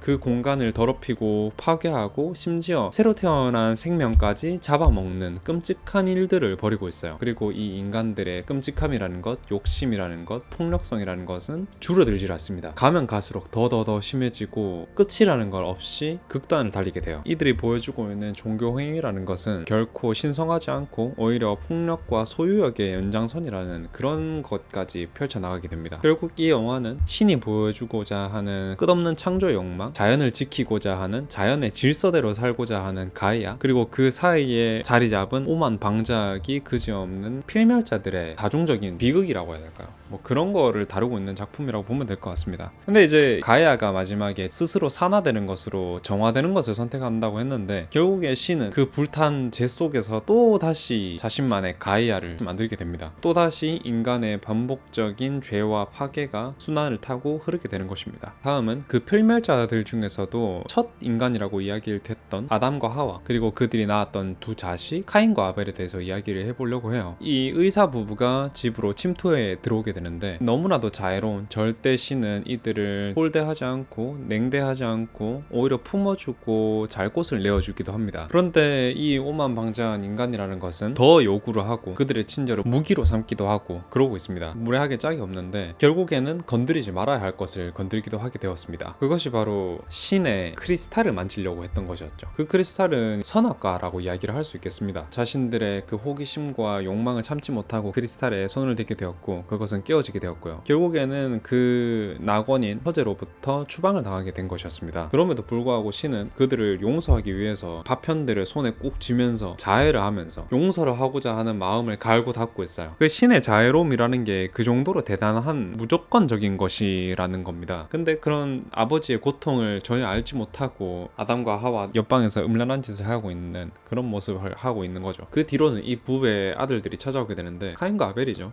카인은 농부로 성장을 하게 되었고 아벨은 양치기로 성장을 하게 되었습니다. 근데 카인이 자기가 농사 지은 것들을 제물로 바쳤고 아벨은 양을 제물로 바쳤는데, 그 신 같은 경우에는 아벨의 제물은 기뻐하면서 받았지만 카인의 제물은 받지 않았어요. 그래서 카인이 여기에 대해서 굉장히 큰 질투심을 느끼고 자신의 동생인 아벨을 죽이게 됩니다. 이 영화에서는 부모님의 유산을 동생만이 받아가는 것으로, 그런 편애를 하는 것으로 드러나게 되었고, 결국에는 형이 동생을 죽이게 되었죠. 카인이 저질렀던 그 살인 사건이 바로 인류가 처음으로 죄를 지었던 사건이라고 기록됩니다. 그래서 이 동생 아벨이 흘렸던 그 피가 이 집 마룻바닥에 눌러붙게 되는 것이었죠. 그래서 어떤 재앙이 다가오려고 하고 인간들이 지어가는 죄가 늘어가려고 할 때 없어졌던 혈흔이 다시 생기기도 하고 없어졌다가 다시 생기기도 하고, 그런 식으로 인간이 저지른 죄에 대해서 상기를 시키는 방법은 굉장히 탁월했다라고 생각을 해요. 어떤 생각지 못한 메타포를 이용을 해서 그런 창세기에 나왔던 내용을 상기시키는 그런 게 기발했다, 이렇게 보여집니다. 그 다음으로 살펴볼 것은 바로 노아의 방주입니다. 아담과 하와의 자식 그리고 카인의 자식들은 이 땅에 수도 없이 많은 죄들을 저질러 가게 됩니다. 인간이 늘어난다는 것 자체가 인간의 타락이 점점 가속화된다라는 것을 의미하기도 하고, 아담과 하와가 온 뒤로 끊임없이 사람들이 몰려오게 돼요. 아담과 하와는 그 살인사건으로 인해서 아들 둘을 동시에 잃게 되었지만 그들을 둘러싼 사람들은 점점 더 많아지게 됩니다. 처음에는 신이 만들어낸 이 집과 그의 말이라든가 이런 것들에 탐복을 하지만 점점 이 집에서 또는 지구에서 술을 퍼마시고 싸우고 훔치고 파괴하고 약탈을 하고 그러고 있어요. 가이아 같은 경우에는 이 집은 내 집이다 라고 하면서 이들이 저지르는 무례들을 농납하려고 하지 않습니다. 신 바르뎀 같은 경우에는 이들을 모두 용서하고 품어주고 따뜻함으로 보살펴줘야 된다고 이야기를 하면서 내쫓질 않아요. 그러면서 이제 가이아가 겪고 있는 그런 심리적인 문제들을 완전히 무시하게 되는데, 노아 이전의 시대, 그러니까 타락한 인간들의 모습을 형상화하고 있는 것입니다. 그 인간들이 싸우고 이런 욕망들이 폭발을 하고 이것들을 한번 정화를 한번 해야겠다라고 할 때 싱크대가 이제 부서지는 거죠. 그러면서 온 배수관이 터지면서 집 전체가 물바다가 됩니다. 그러면서 제니퍼 로렌스가 소리를 지르고 다 꺼지라고 이야기를 하는 게 바로 직접적으로 대홍수, 노아의 방주를 상징하게 되는 것이죠. 이 영화에서는 어떤 신이 만들어낸 그런 형벌이 아니라 가이아가 직접 인간의 죄를 씻어내는 방식으로 작용을 하게 되었습니다. 지구의 뭐 자정작용이다라고 이야기를 해야 될 것 같은데, 개체수를 조절하는 그런 방식이라고 이야기를 할 수 있겠죠. 홍수 뒤에 모든 인간들은 다 쫓겨나게 되었고 가이아와 신은 관계를 통해서 신인류를 잉태하게 됩니다. 노아라는 사람 이후의 새 시대라는 것이죠. 다시 시작되는 인간 문명의 상징이라고 볼 수 있겠는데, 여러분들도 줄거리 아시다시피, 그리고 그 뒤로 인간들이 또 어떻게 삶을 살아왔는지 아시다시피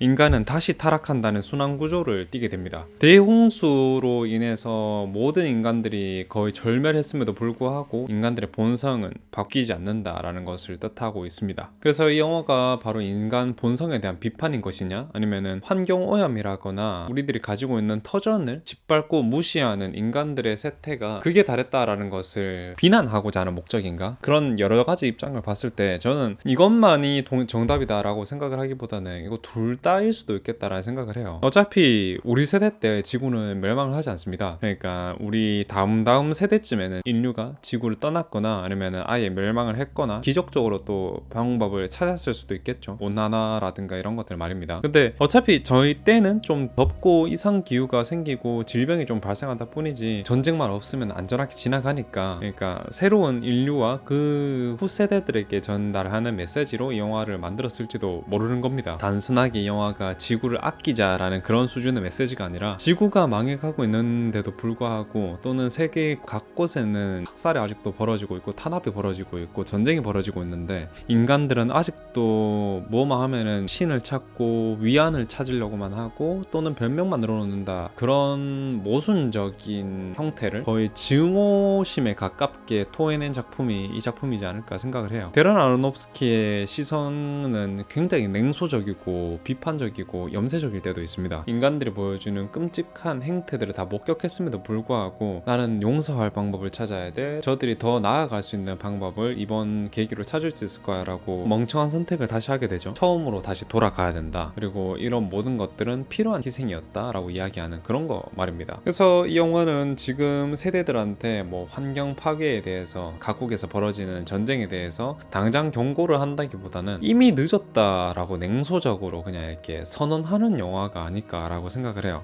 우리 세대가 직접 그 불길을 맞진 않겠죠. 아마 근데 다음 또는 그 다음 세대에서는 그 불길 속에서 태어나거나 아니면은 모든 것이 타버린 재 속에서 태어날지도 모른다라는 환경적인 메시지를 뿌리고 있다라는 것이죠. 그래서 새로운 마더가 마지막에 눈을 다시 뜨고 처음으로 다시 되돌아가는 구조를 띠게 되는데, 인간이란 것이 재탄생되어도 그들끼리 다시 망가뜨릴 것이다 라고 이야기를 하는 겁니다. 인간들에게 뱉는 가래침 같은 영화지 않을까 싶은 생각입니다. 제가 이 영화를 보면서 두 가지 측면이 되게 좀 부딪혔다 라고 해야 될까요? 그런 생각이 많이 들었는데, 이 영화는 굉장히 훌륭한 영화다 또는 좀 별론데 라는 그 의견이 계속 맞부딪혔던 겁니다. 일단은 은유와 상징 이런 것들을 이해하기 어려운 사람이라면은 이 영화는 안 보는 게 좋다 또는 이해하기 어렵다 라고 생각을 해요. 거기 감상평 같은 거 보면은 이 영화에 담겨있는 그런 비유법이나 표현 방식에 대해 불만을 가지고 있는 분들이 많아요. 초현실주의적인 그런 가면을 쓰고 있기 때문에 더 그런 사람이 많다라고 보여지는데, 그런 표현법에 있어서 마음이 어떻게 굳게 닫혀있다라고 한다면은 굳이 그것을 열려고 하거나 굳이 이 영화를 찾아보지 않는 게 좋다고 생각을 해요. 앞서서 종교적이고 환경적인 그 매개에 대한 해석을 내놓았다면은 이번에는 뭐 관계, 표면적으로 드러나는 관계에 대한 해석을 좀 이야기를 해보고 싶은데, 관계가 악화되는 와중에 나타나는 극단적인 이런 불안감이라고 해야 될까요? 우리 마음속에서 소용돌이가 미친 듯이 치잖아요. 그런 불안감에 대해서 이야기를 하고 있는 것은 아닐까라고 생각하고 한번 다시 보게 되었었거든요. 우리가 사회생활을 하면서 사람들이랑 상호작용을 하고 의사소통을 할 때가 되게 많잖아요.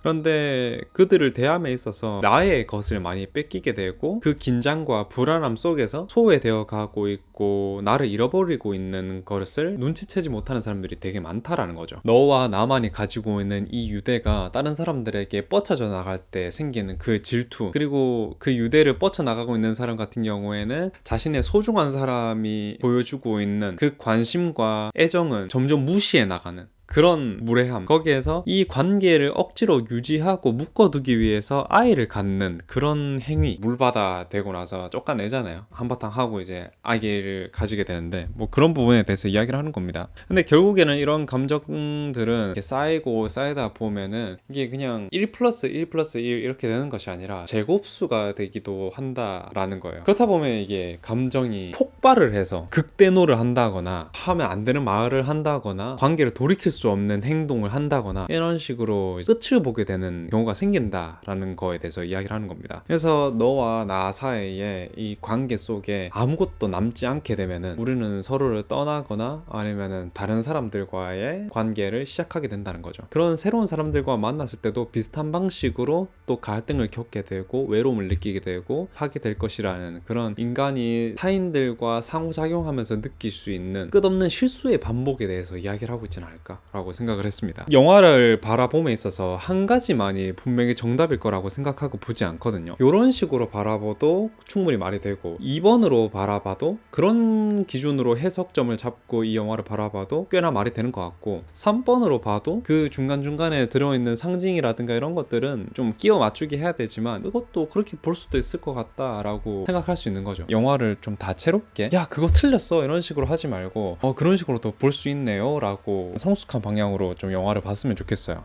여러분들은 그리고 또 그렇게 해주시고 있고요. 따라서 그런 이야기를 함에 있어서 굉장히 독창적인 방법을 선택을 하고 있고 또 비유법을 선택하고 있기 때문에 이 영화가 걸작이다 라고 생각하는 제 의견 하나, 이 영화가 조금 별로이다 또는 이 안에서 드러났던 연기라든가 캐릭터 구성이 좀 잘못됐다라고 생각하는 그런 의견도 하나 있었어요. 이 영화는 너무 혼란스럽고 남잡하기만 해서 오히려 시간이 지나면 지날수록 좀 지루함이 더 커지고 영화를 봄에 있어서 그 좀 눈살이 찌푸려지게 되는 그런 혐오감이 점점 심해지는 이 느낌이 가중되는 것 같다라는 부분이 있습니다. 영화에서 뭔가 시원하게 카타르시스를 분출하게 만드는 그런 장면들이 하나도 없고 시종일관 답답하고 불안함만 증폭시키는 그런 플롯으로만 가고 있어요. 보고 있는 관객들로 하여금 굉장히 지친다라는 생각이 들게 되는 거죠. 캐릭터 구성이 조금은 미스가 있다라고 생각을 했던 게 바로 뭐였냐면은 하비에르 바르뎀과 제니퍼 로렌스는 그냥 그저 그런 배우가 아닙니다. 다른 영화들에서 보여줬던 그런 연기들을 끊임없이 재생산하는 그런 배우가 아니라 다른 역들을 맡을 때마다 새로운 느낌과 연출력을 보여주는 것으로 유명한 두 배우거든요. 근데도 불구하고 이 영화에서 보여줬던 제니퍼 로렌스와 하비에르 바르뎀이 보여줬던 연기는 좀 뭔가 단조롭고 뻔하다라는 부분이 있습니다. 그 부분에 대해서 이 연기자들을 비판할 수 없다고 생각을 해요. 어느 정도 각본에 좀 문제가 있다라고 보여집니다. 너무 단조로워요. 이 두 배우의 공통점 같은 경우에는 이면을 보여주는 능력이 굉장히 탁월하다는 겁니다. 이 영화에서 아내가 보여줬던 연기는 항상 지쳐있고 분노하고 안절부절하는 이 두 가지,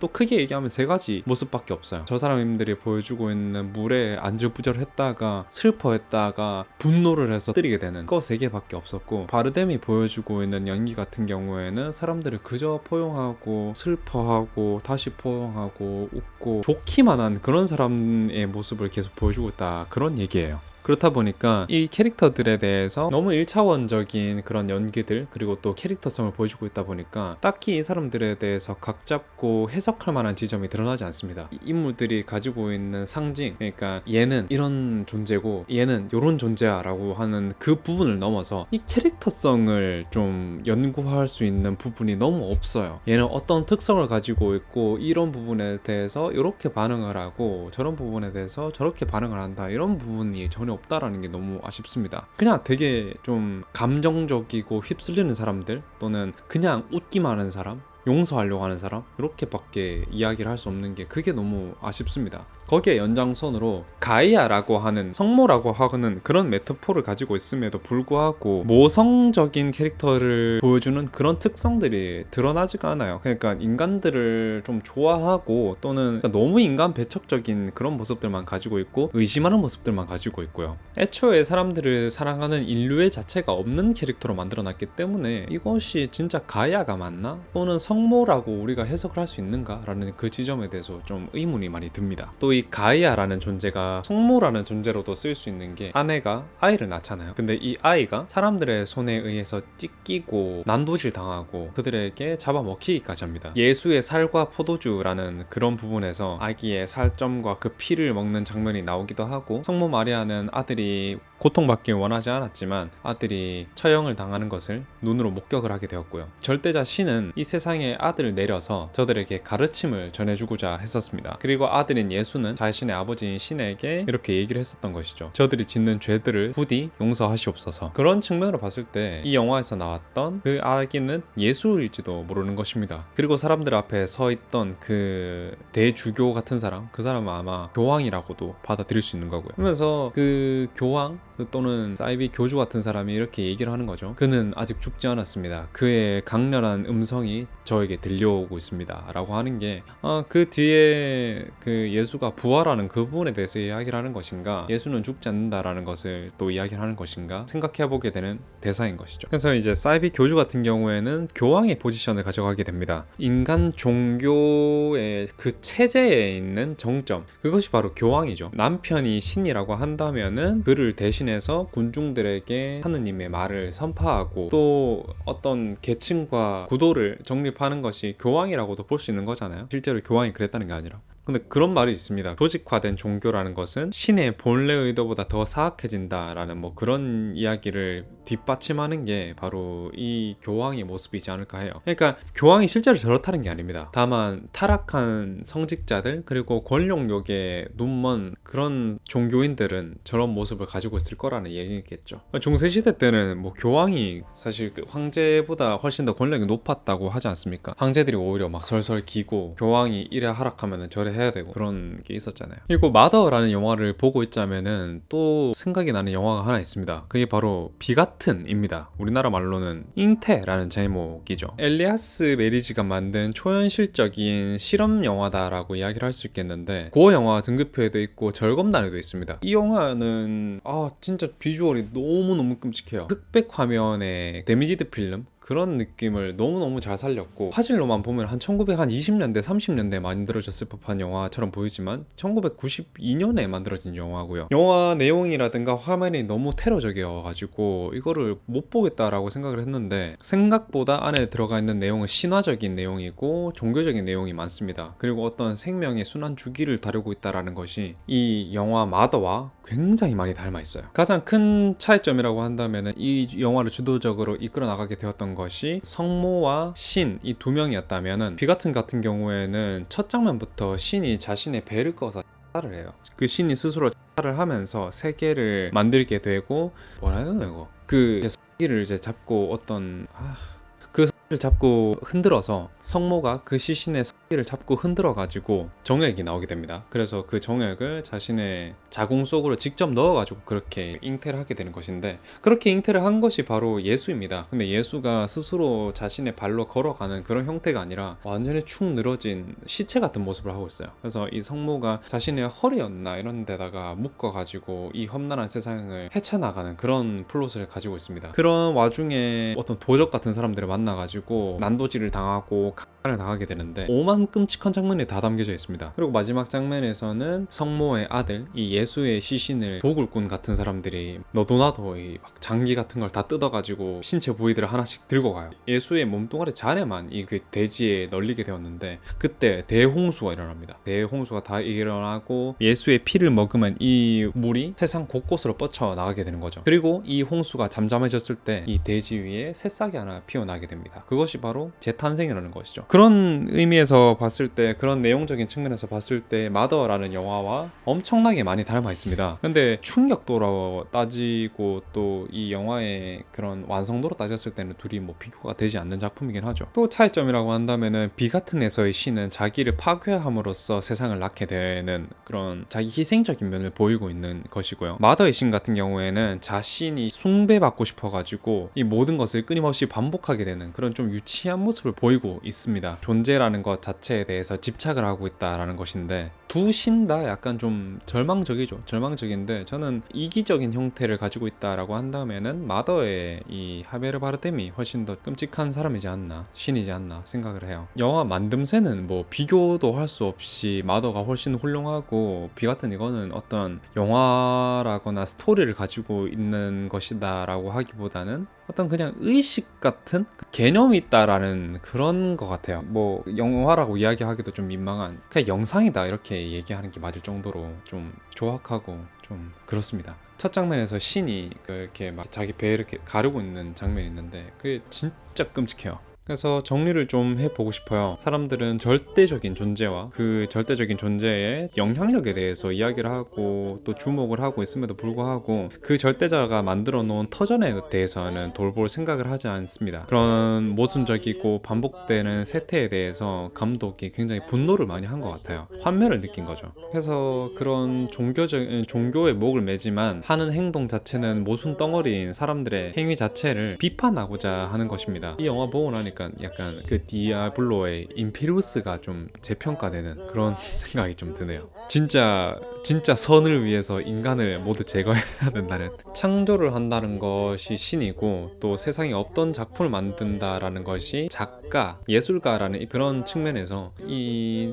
절대자 신이 작가라고 하는 그런 설정은 되게 잘한 설정인 것 같아요. 마지막에 집이 불타버리는 건 자정작용 또는 정화 이렇게 얘기를 할 수도 있겠는데 이것이 바로 아마겟돈이 아닐까라고 생각을 하고 있습니다. 최종 심판 같은 거죠. 이게 너무 타락을 해가지고 이게 안 되겠다, 이제 게임을 한번 리셋 시켜야겠다 해갖고 재창조를 상징하게 되는 것인데, 아마겟돈이 약간 리셋 버튼이라고 생각하시면 될 것 같습니다. 이 영화에서 나왔던 신은 그런 리셋, 완전히 종말을 시켜버리는 것에 그치지 않고 아예 다시 한번 시작한다라는 그런 개념을 가지고 있는 걸로 봐서 이 신이라는 존재 자체가 되게 모순적이구나. 자기 만족을 위해서 세상을 또다시 만들고 자신만의 뮤지인 또 다른 가이아를 찾아서 생성을 시키고 그들을 또 괴롭히게 만드는 그런 이기적인 신으로 보게 되는 것이 바로 이 마지막 정화작용 아마겟돈이라고 볼 수 있겠어요. 그게 얼마나 이런 리트를 많이 했겠습니까? 이게 도대체 몇 트째인지도 모를 것 같은데 한 만트, 2만트 정도 됐겠죠? 그런데도 불구하고 이런 순환이 끊임없이 반복되고 있고 새로운 가야가 재탄생하고 있는데 굉장히 오만방자한 사람인 것입니다. 자신의 실수라든가 오판이라든가 이런 것들을 전혀 인정을 하지 않고 새로 학습을 하지 않고 그저 믿음으로만,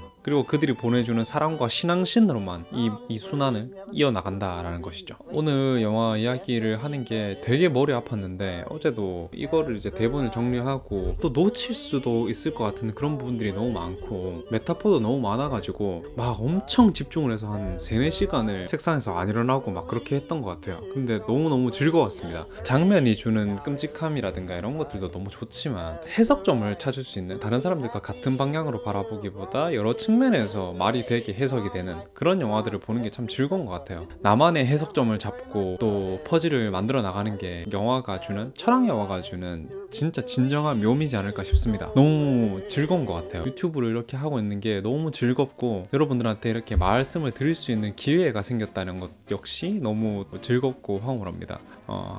여러분 덕분이에요. 진짜 이거는 되게 재밌는 일입니다. 그래서 여러분들 또 제 영상을 재밌게 봐주셨으면 좋겠고, 몇 분이죠? 지금 해설 부분만 지금 1시간을 넘게 찍고 있는데 또 어떻게 편집을 해야 될지 모르겠습니다. 촬영 후에 제가 알아서 하겠죠. 그렇게 해볼 거고, 또 이번 주도 잘 끝났고 여러분들 또 수능 치느라 고생하셨으니까, 또 직장인분들은 또 한 주 직장 가고 하느라고 너무 고생하셨으니까 이번 주 주말은 별 생각 없이 좀 많이 푹 쉬셨으면 좋겠습니다. 또 시간이 이제는 완전히 추워지고 겨울이 찾아왔으니까 다들 몸조리 잘하고 핸드크림 꼭 바르고 로션 잘 바르고 따뜻한 거 많이 드시고 또 따뜻한 물, 수분 보충 잘 하시고 그렇게 하셨으면 좋겠습니다. 여러분들 영상 다들 봐주셔서 너무 감사드리고 이 영상을 보는 시간이 절대 아깝지 않은 시간이 되셨으면 좋겠습니다. 그렇게 되려면 제가 앞으로 또 더 잘 해야겠죠. 앞으로 잘 하겠습니다. 고맙습니다. 여러분들 주말 푹 쉬시고 좋은 시간들 많이 보내십시오. 저는 이만 여기에서 물러나도록 하겠습니다. 여러분들 다음 주에 더 멋진 영상, 더 멋진 이야기, 더 멋진 영화로, 더 멋진 모습으로 또 그렇게 나타나도록 하겠습니다. 정말 감사합니다. 여러분들 딥그린이었습니다. Ain't that moon a gorgeous sight? It wasn't there last night. It's a whole new, brand new, whole new day.